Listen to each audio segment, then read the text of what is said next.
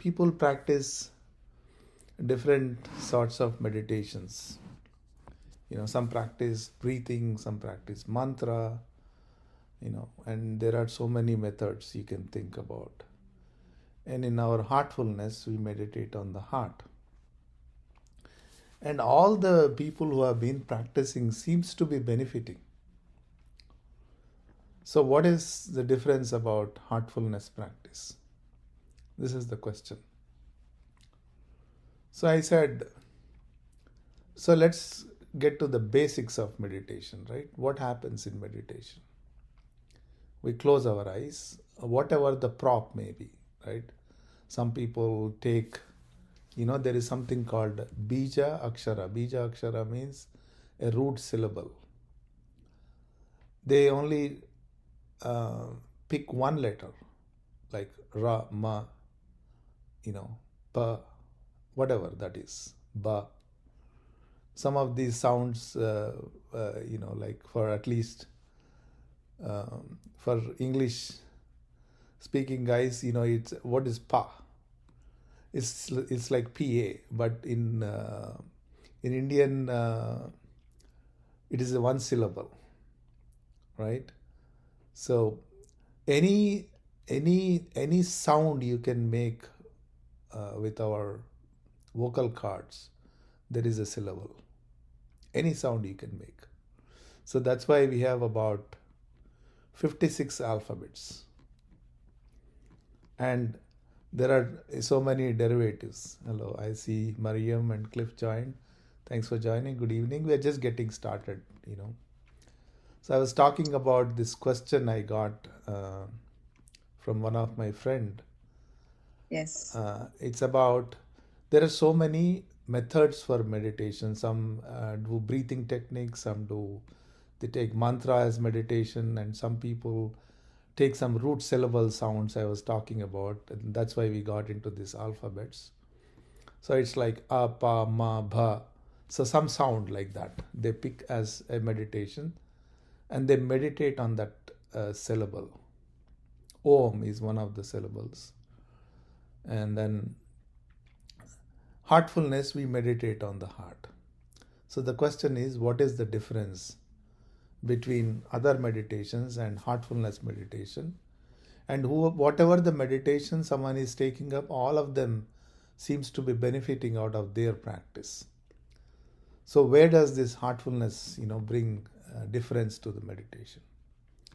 So the basic understanding of meditation is, when we meditate, so there are some thoughts, whatever the prop for that meditation, whether it's breathing, whether it's mantra, whatever the prop is, right? Slowly we lose the prop. And we get into a deeper state, what we call that we become a witness to what is happening in meditation. We become a witness. And then what are we witnessing? That's where the crux of meditation lies. So we are witnessing with whatever objective we started the meditation with. See, because, in a tradition of mantras, people get the essence of that mantra, understand the essence of mantra as they meditate on it. And someone who is practicing the breathing meditation, they slowly gain control over the flow of the prana, the life force within the body. That's what the pranayama really is called. Prana means the life force. Yama means a regulation over the life force. And the people who have become the masters of the pranayama typically takes the healing practices. They can heal because now they have the regulation over their own life force, and slowly they can extend the same regulation to the life force in others. And that's why they become healers, typically. Right? And then, coming to the heartfulness meditation, we are meditating on a heart with the idea, with an objective that the essence, the presence of the divine. If we say divine is everywhere, must be within us, so we are meditating on the divine essence. So what should be revealed to us is that essence. So what is the form of this essence? This doesn't have a name or a form or any attributes we normally think of. It is neither power nor powerless. It cannot be felt, it cannot be experienced, it cannot be seen. The divine essence we are talking about. So what the difference here is that when we receive this yogic energy, what we call transmission, it's a very wrong translation, but we call it transmission, or it's in Sanskrit it is called prana ahuti. Prana means again the life force, but it is not the life force, it is the essence of the life force. It is called pranasya prana, means essence of life force, which is sort of invoked from within, and that will make us experience this higher condition, higher conscious state within us. It's a condition. What is condition is basically like, we normally equate conditions with emotions. Oh, I am happy. Happiness is one condition, you can call it, but it is at an emotional state. The more subtler it gets, it's just a condition. We can feel it, we can experience it, but it is difficult to put it in words. And when such condition is experienced, every cell of my body rejuvenates. It vibrates with that higher consciousness. And that cannot be equated to any peace or happiness, joy we experience so far. It is emotionless, by the way. It is not an exuberant happiness. There is no ecstasy in it. There is only subtleness and sereneness in it.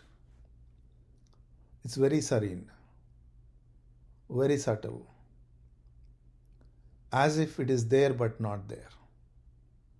And that's the condition we are talking about. And when such a condition the mind starts connecting to, experiencing, slowly it recognizes the imbalance outside this state. As we practice, it keeps getting refined and refined and refined. There is no end to this refinement. It's already subtle, and then it becoming subtler and subtlest, and again it kind of goes down until there is a state of emptiness. And this happens within few weeks of practice. You don't need to practice for years. And it still keeps getting refined. I have been doing it for 30 years. I can say it is still getting refined. So there is no end to it. And that is the condition we cherish. So now we have to attend to all our jobs, families, and so many things we have to deal on a day-to-day basis, and it disturbs us. Sometimes the political situations disturb us, sometimes the financial situations disturb us, health situations, so many things we have to deal with. But because we know our balance point, we can switch back at our will. In all the chaos, we can switch back. That's the beauty of having this condition. No matter what happens, no matter what the situation is. It's like when the kid learning the bicycle, right? They are off the training wheels, they cannot balance, and someone has to hold them. And within a week, they know how to balance. Now, once they start balancing their bicycle, now they get into the acrobats. They turn the bicycle this way, and they lift the tire up, all these things. Because they know their balance. They mastered that balance. Similarly, this is our balance point. I can sway this way or this way, but I know way to come back. That's what meditation does. So meditation is not about attaining peace. It's a very wrong idea, concept to begin with. This balance, what I'm talking about is even the peace cannot be compared to it. The peace we are thinking about is all about escaping from our thoughts. But we have to examine why we don't like our thoughts, why we want to escape from our thoughts. You see? Why? Because we are always projecting our future based on the past. We are never in the present. The present is devoid of future and the past. If I can bring my mind to present, this balance is nothing but present. If I can bring my mind to the present, there is no baggage of the past, there is no fear of the future,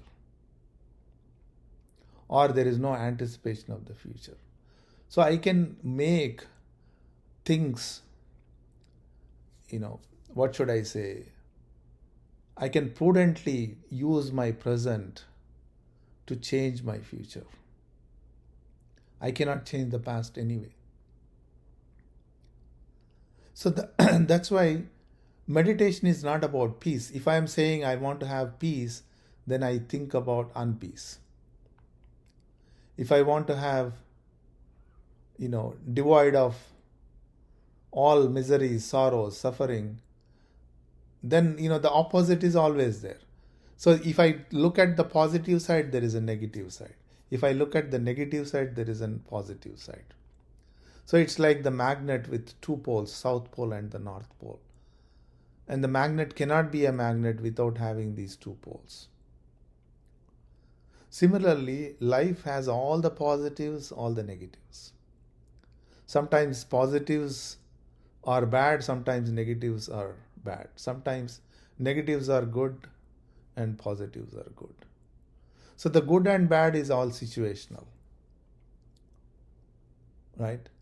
So, but if I know my balance point, then I can come back to it at my will. And this balance point, like I said, it is beyond the peace we are thinking about, beyond all the emotions we are thinking about, good and bad. So it keeps us above all the opposites. So now I am at a liberty to pick which opposite I want depending on the situation. There are some situations I need to show my anger. There are situations I need to show my best qualities. So according to the situation, I can switch as the need arises, but I am untouched by it. So that's the kind of state we want to reach. And that's the kind of state we are trying to attain through meditation. Like I said, when I become the witness, and I can only witness based on what my objective of meditation is. If my objective is only to attain peace, I can witness either side of it. I can witness unpeace, I can witness peace, depending on what I think about my state is. Evidently, right, when I want peace, I'm already at unpeace.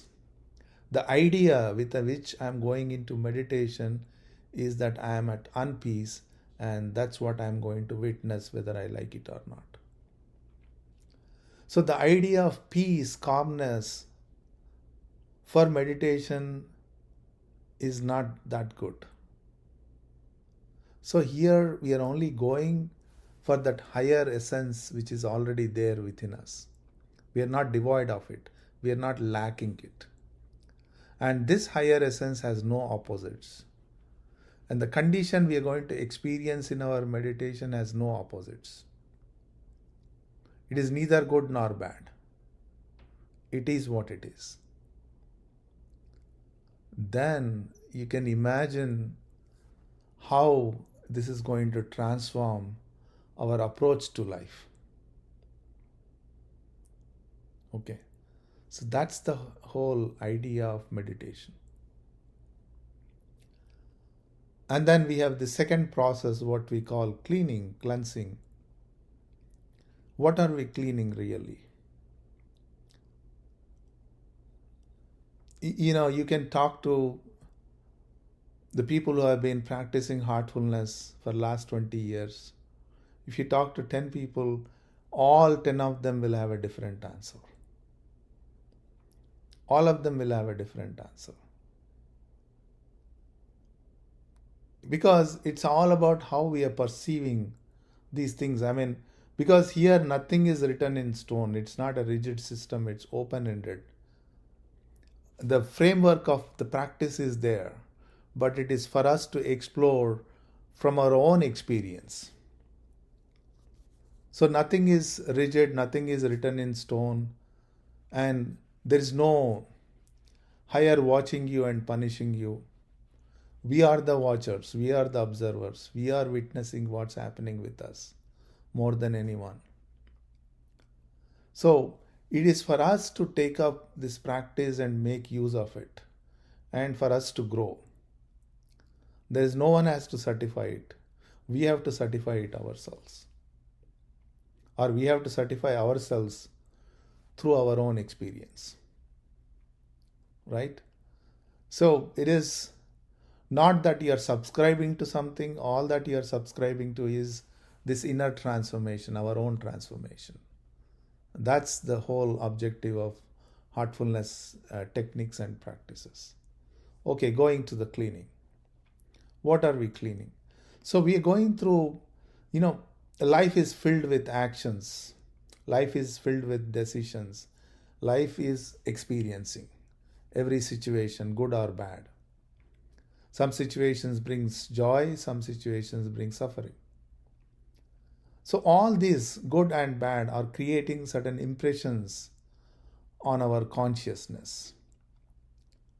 Suppose if an impression of the mind, what is the impression of the mind? The impression of the mind can be only expressed in the form of thought. So if the mind's characteristic is thought, the mind impression is also thought. Similarly, when we say the impressions are forming on the realm of consciousness, it should be also in the form of consciousness, awareness only, correct? But the consciousness is at a subtler state. The impression which is that of that consciousness is at a little solidified state. It's like you drop an ice cube in the water. Ice cube is also water, but sit in a solid state. And water is in a liquid state. Similarly, the impression is a solid state of consciousness. So you get that, right? So what it does is it alters our awareness. It alters our way of approaching life. It alters even the perceptions we create in our meditation. It alters the condition which we are going to have in our meditation. Because ultimately the witness is at the conscious state. Okay? Hope I am talking simple language, but please stop me, ask me any questions or if you have any observations, right? So, because of the distortion, our choices are altering. Our balance is altering, rather. So then it becomes very imperative to do this cleansing. Cleansing, we feel as if something is being removed.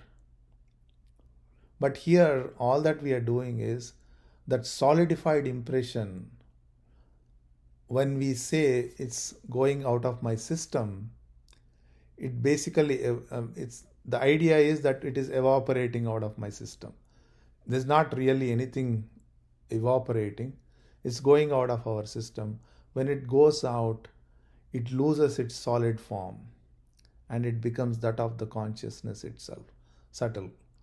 So When it's removed, the subtleness comes into our conscious state.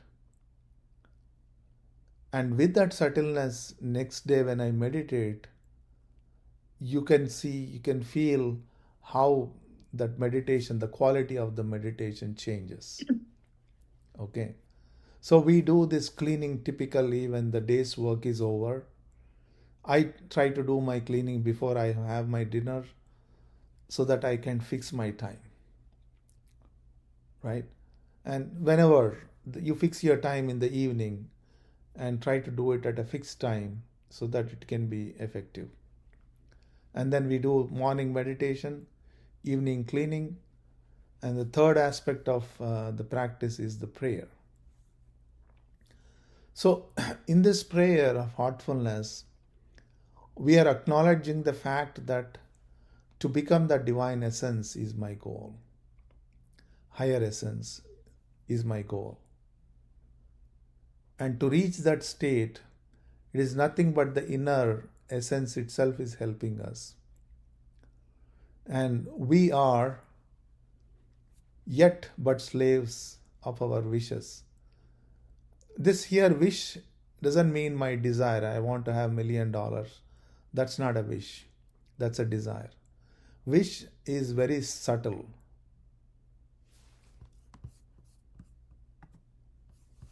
Okay, what do you do for the cleaning? Yes, I'll explain the method of doing the cleaning.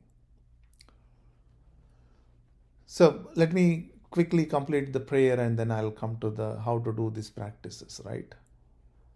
So we meditate on the meaning of the prayer. So now I'll come to the practice aspect of it.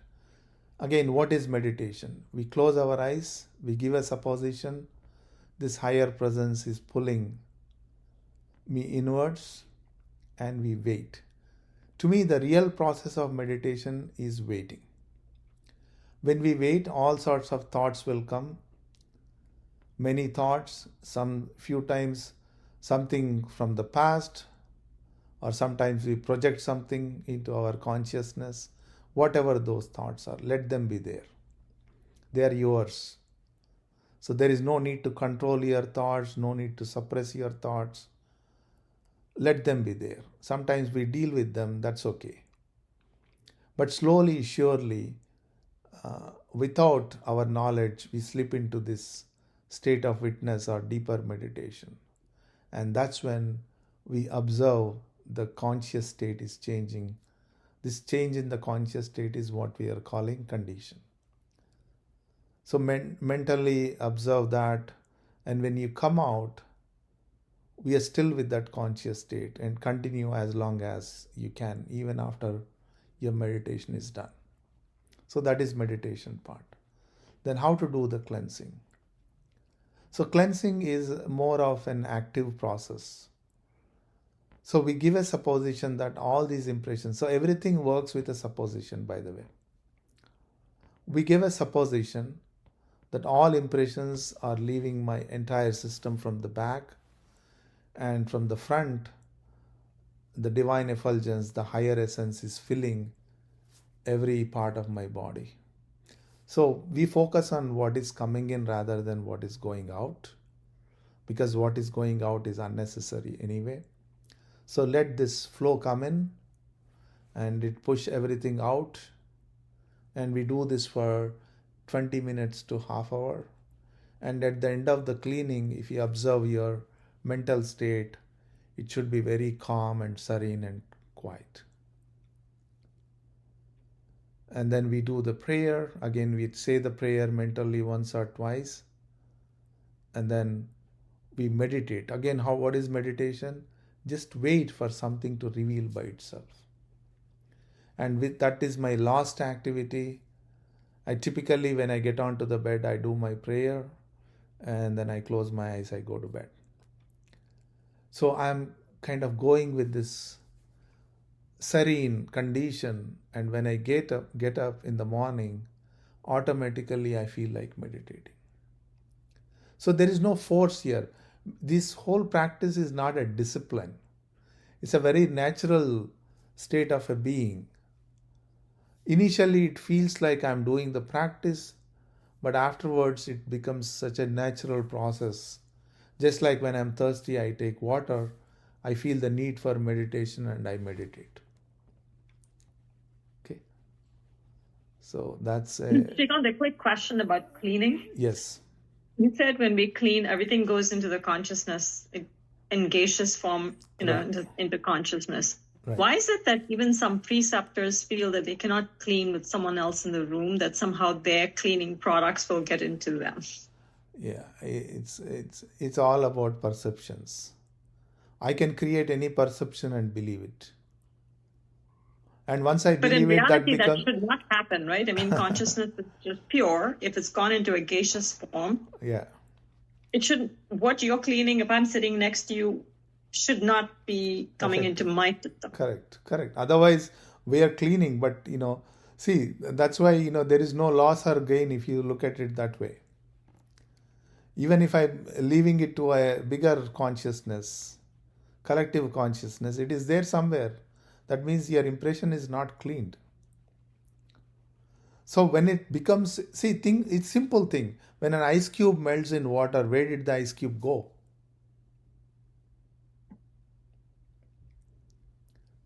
It's the same thing. When I'm cleaning, it's the melting of that ice cube, melting of that solidified impression. It melts into what? It melts into the same state as consciousness. So if you are thinking that pure consciousness which we sort of emitted, it's not going to affect anything or anyone. But because we have this notion that what we are cleaning is bad, then we are thinking it's going to affect someone. But to me, the way I understand spirituality is, in spirituality, it's all inclusive. There is nothing bad, there is nothing good. Sometimes the bad things are good, sometimes the good things are bad. Okay. So it's all situational, like I said. It's depending on the situation, things change. Poison as a medicine is good. Right? So you are a doctor, you know it more than me. So, all right. Hi.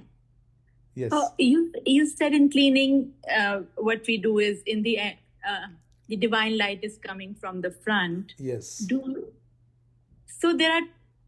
we do that from the beginning, that it's coming and Yes. or okay. So are you interested in what is coming in, or are you interested in what is going out? What is coming in? Yes, that's my focus. Okay, so start from the beginning. Yes. Okay. Oh, thank you.